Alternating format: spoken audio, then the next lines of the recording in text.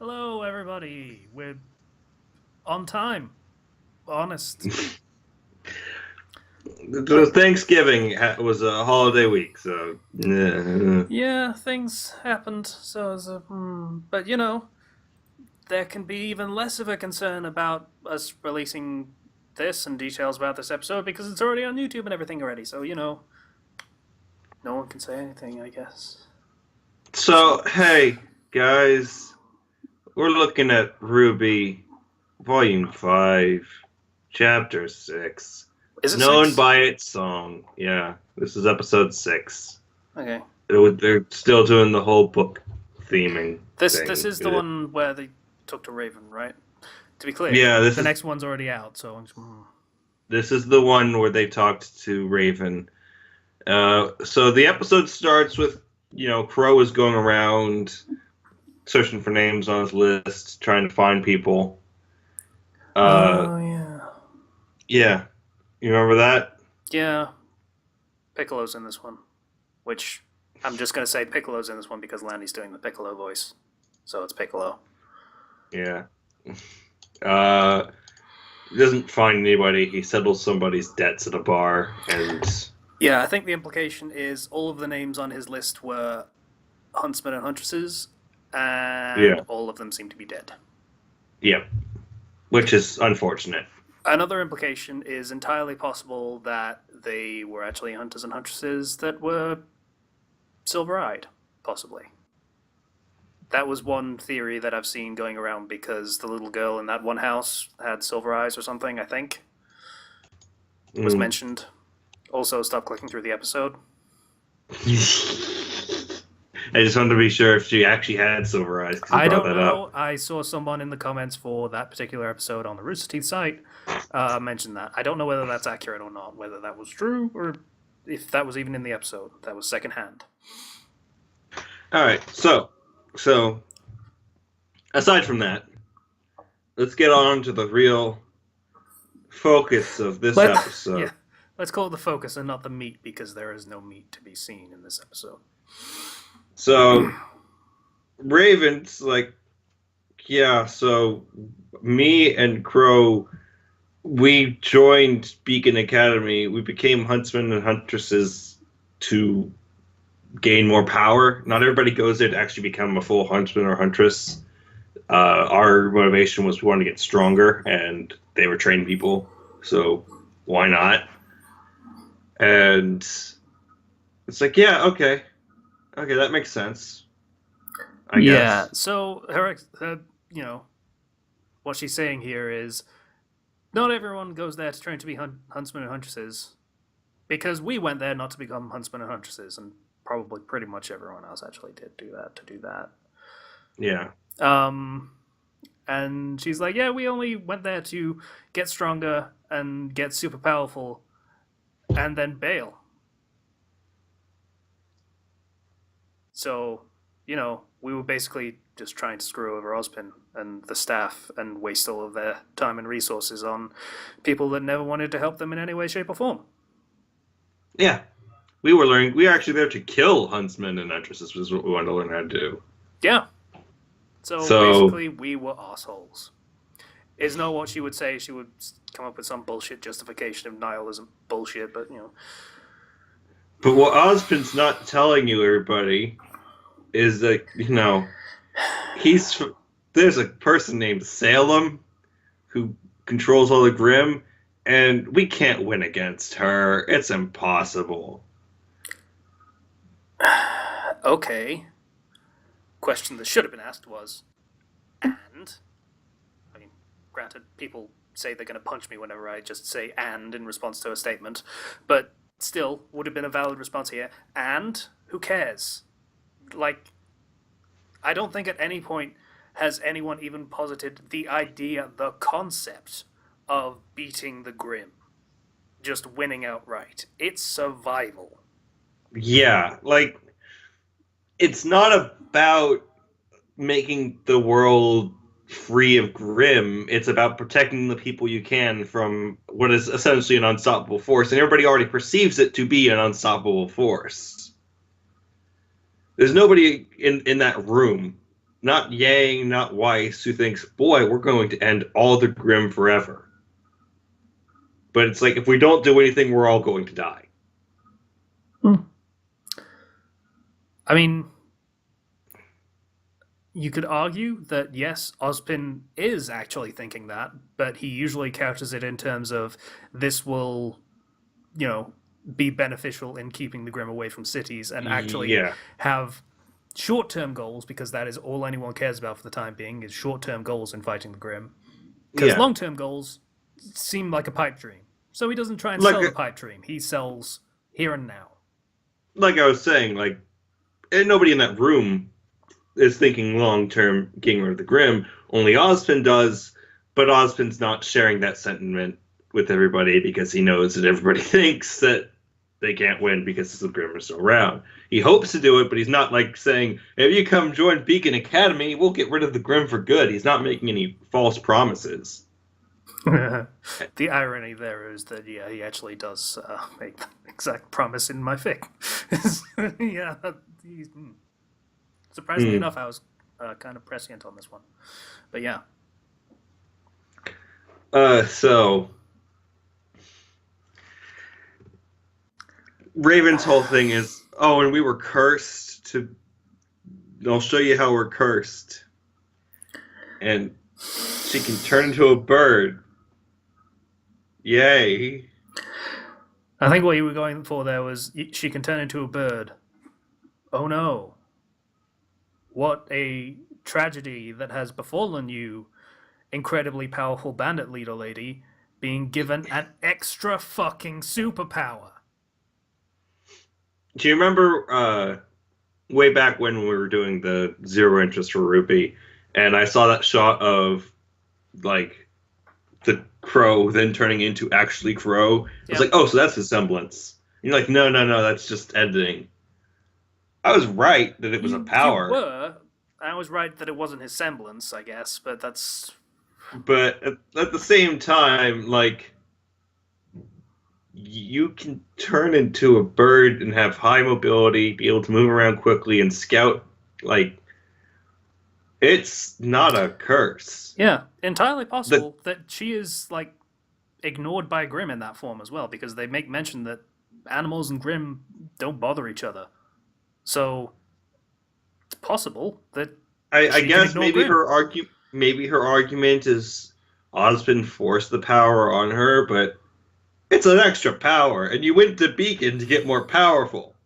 Yeah.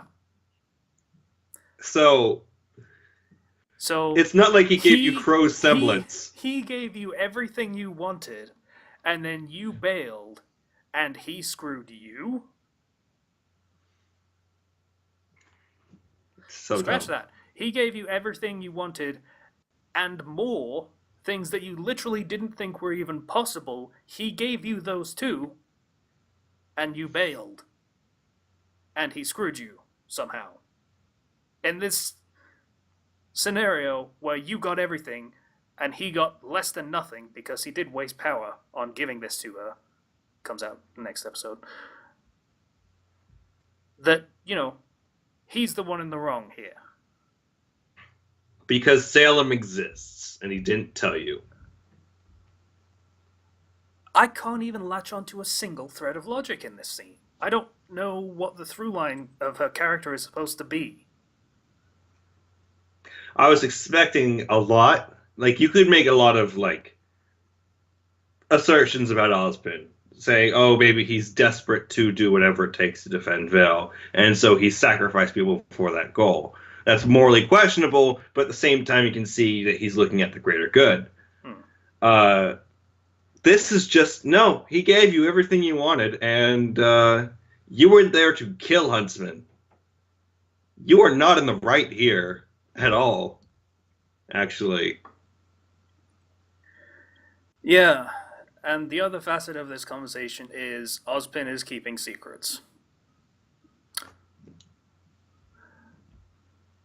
Why is that a bad thing? He is basically the leader of the leaders of everyone, essentially. Yeah, and it's not like they're equals with Ozpin.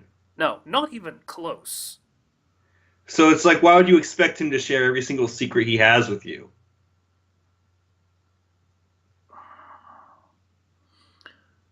I don't get this. I don't understand any of where this was supposed to go. It just doesn't track. None of it does. And like the show treats it as, oh, I don't know if I believe this. Oh, the Salem person. Oh, is Osmond really hiding things from us? And it's just, it doesn't deserve that much gravitas. No. And it's frustrating. So then, after this annoying conversation, which we could probably ramble on about for a long time, Oh, don't about worry. how, We'll talk about it more next episode, which I've seen. oh great, so Raven opens a portal, and she's like, okay, so you can go with Crow. This is a portal that leads to Crow. You can go with him, and you can go meet up with everybody, or you can stay here with me. It's like, I don't see how there's any reason you could... Okay, sure. So Yang obviously is like, all right, Weiss, get on my motorcycle, we're going. And they leave, but like not before, Raven's like, I won't be so kind next time we meet. And then Yang's like, you weren't kind this time. Or the previous time, or literally any other time. And Raven's like, I know. It's just... I don't know what the character's supposed to be. I don't. I don't like Raven, not because I'm supposed to not like her, but because she makes no sense. Yeah. And I feel like the writers didn't know what to do with her. Because how do you justify, like, a former teammate of this whole group going back to her bandits? And it's like, there's lots of going back to, like, going to bandits and going back to, killing and fighting against huntsmen. And there are lots of ways you could probably do that and justify that and make it make sense. This was not one of them. Yeah. Like, originally the idea was that Crow decided to do a heel face turn and she didn't. Like, she was completely into the clan ideology, we're the strong and we survive and the strongest will rule over the weakest and yada yada yada. We're bandits, we're bandits, we're bandits, we look out for each other and nothing else is important. But then, somewhere along the line of that being the main thrust of her character, we get this thing about, oh, Ozpin can't be trusted. That means you trusted Ozpin if you're thinking that. Yeah. Which means, like, it feels like there has to be more to what she's saying. Like, there has to be some other facet of what happened between them and Ozpin that she's not saying. But if that's the case, you probably should have said it so that she could actually be convincing and have something worthwhile to say. Yeah, this was the point where it's like, I'm going to tell you the truth. And... like, even worse, that it's not something that's particularly compelling as a reason for Yang and Weiss to be angry about this. There's no reason for them to be particularly angry about this, really. Or even upset. This is all stuff that the audience already knows. Yeah. And that's really the thing, is that if you're going to try to drop a bomb, like there's stuff Ozpin knows that only Raven does. Right? If that's what you're leading it up to, you don't use information you've already told the viewer. You don't use information that the person who's watching the series already knows. Because then if the audience already knows, then they can't sympathize with the character that is just finding out now. And moreover, it's redundant, and like Yang and Weiss could have learned this just by going to Crow. Yep. That's the thing. They could have learned it just by going to Crow. Which means this whole conversation with Raven is pointless. What they could have done, and would probably frame this whole scenario a lot better, is have this whole thing happen in the previous season. Like, at the same time Crow is giving this expositional dump to Team... What were they called? Ranger? I think it was Ranger. Yeah. He's giving the exposition dump at the campfire. Then at the same time, Yang and Weiss are getting the same thing from Raven. And they're spinning the tale differently, let's call it. That way, you can actually have the story coming from two different sources that have two different viewpoints on the whole thing, and you can actually do a bit of friction between the team members when they rejoin each other. And there's more dramatic pathos you can pull from that, rather than just the nothing we get from this. It's the worst way to do it. Because it means that Raven was just, like, not even as just an exposition machine, because they are directly going to the people who know all this already. It means that Raven, aside from that portal, is completely useless so far. Because the only thing we learn about her, and the only thing she tells us, doesn't contribute much. And it's... We don't even get, like, any satisfactory conclusion for Yang and her relationship to her mom either. There's nothing there. Because Yang's searching for answers of why did you leave is basically, I was out for myself the entire time, fuck you. And that's basically the end of that story. Also, somehow Ozpin cheated us when we cheated him way, way, way, way more. But Ozpin is the bad guy. Don't you realize? He lied to us, the people who were learning how to kill huntsmen, by not telling us every single detail about what's going on. Yeah. Like, need to know is a thing that exists for a reason. I bet she has her own bandits on need-to-know basis. Yeah, probably. So...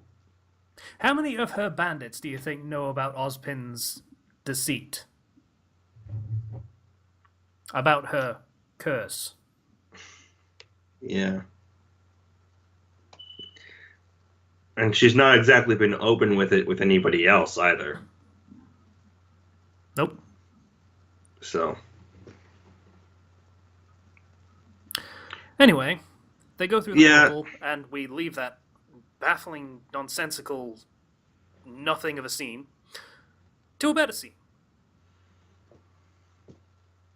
Not exactly a high bar, but still, it's a better scene. Yang and Weiss get back. They see Crow, and then there's this really touching moment where RWBY comes in and she sees Yang, and she like drops what she's holding, and she like starts like crying and runs up and hugs her, and you know, RWBY, Weiss, and Yang all hug, and they're all back together, and it's really nice. Yang finally gives the response RWBY was supposed to get way back in the end of season 3. Yeah. I love you too, little sister. Which I thought was a good callback. Yeah. And so that's really nice, and that's satisfying. But at the same time, I really wish that... Like, this could have easily been one of the better episodes. If they were to just had some sort of depth to the conversation that took place. Or some revelation that actually had any meaning whatsoever. Yeah. So.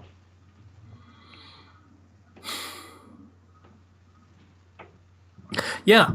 This was a bit of a downer episode, because this was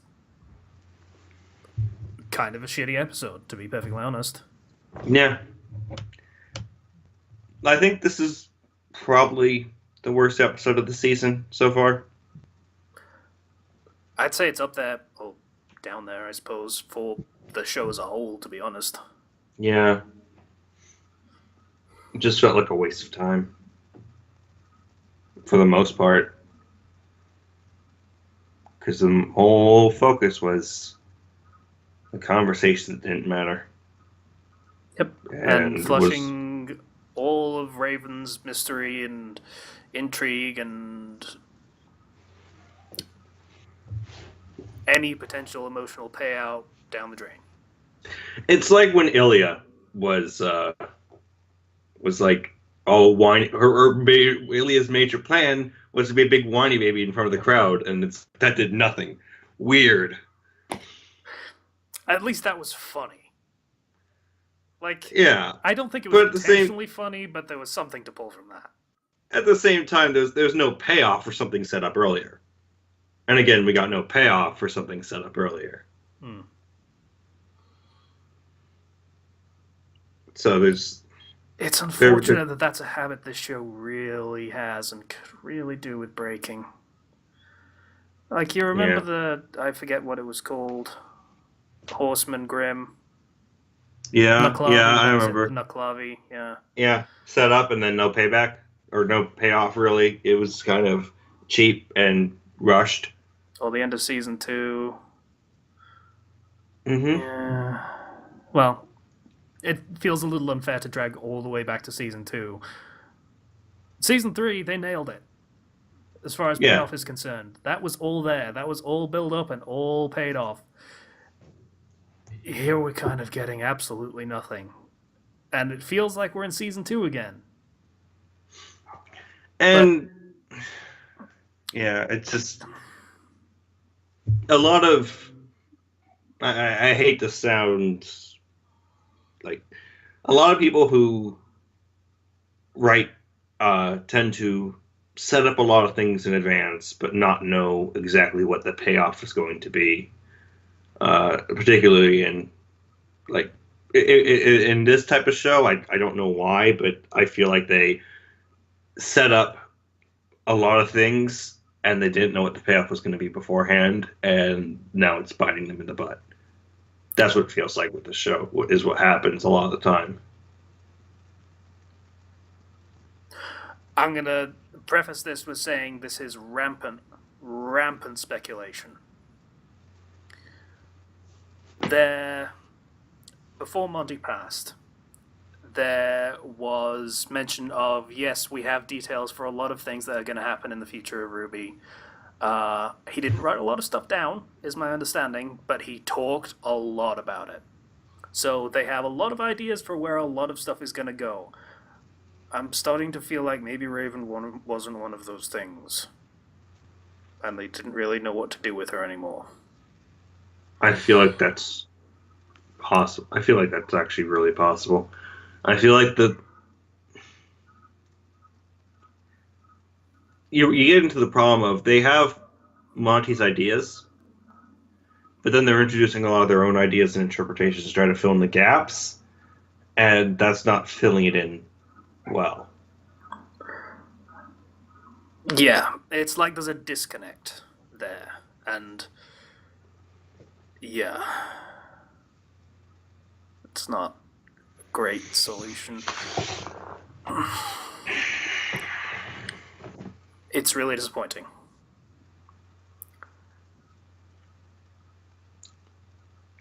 And I wish I could say, hey, there's a fix for this that is just right there, and, you know, they're going to take advantage of it and just fix everything, and there's going to be no more problems with the show going forward. I am losing faith that they're going to steer this back from whatever the hell it's moving towards. Because I don't even know anymore.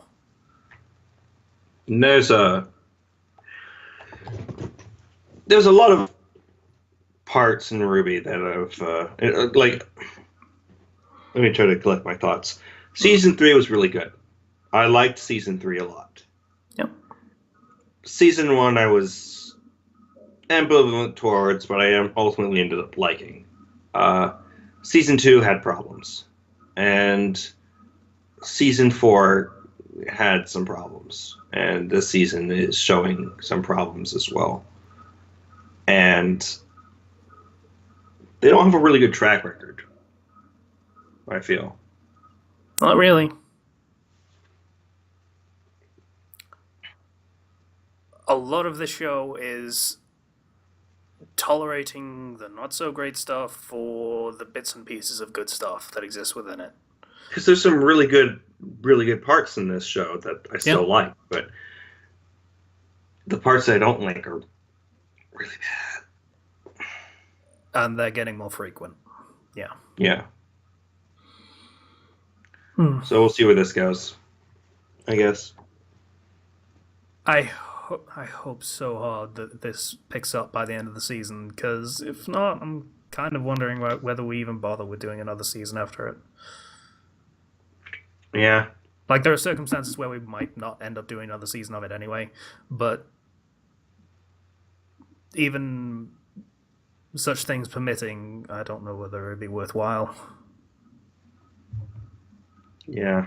It's like I don't want to do a show where we just rag on a show for about half an hour every week.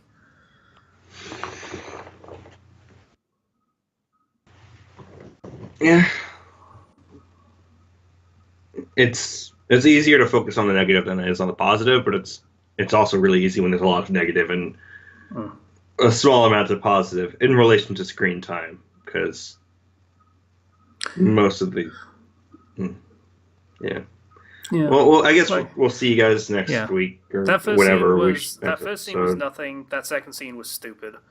The third scene was good, and apparently Weiss's knickers were in it. So, 1 out of 3, I guess. Yeah. That was a really weird thing that I saw people talking about in the comments as well. Yeah. So, yeah, that's another episode. And the next one's going to come out tomorrow, hopefully. So, we'll see you guys next time. What Zero thinks of that one. Bye, everybody. Bye.